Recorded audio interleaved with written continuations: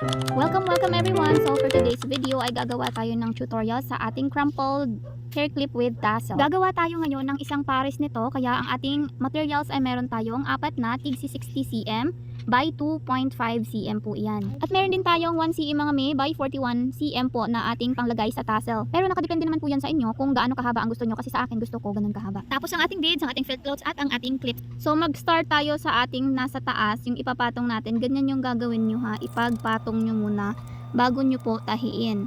So ayan, tahi-tahi lang po tayo hanggang sa matapos siya. So pagkatapos nyo pong tahiin at ilak, ayusin nyo lang po ang pagka-crumple para mas maganda po siyang tingnan mamaya ha. Next is yung pang-ilalim naman ang ating tatahiin mga mi. So ganito ko siya tinatahi.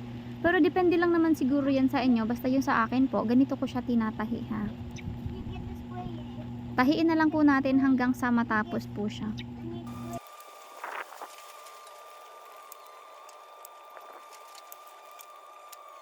Same process pa rin po, ayusin nyo siya pagka-crumpled para pag mamaya pagdikit natin okay siya tignan.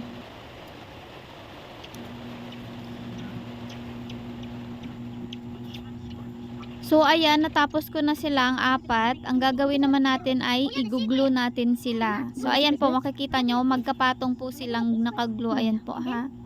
Ganyan po yung ginagawa ko mga biden. Ayusin nyo po siya ha, para maganda yung kanyang crumpled. That's my phone.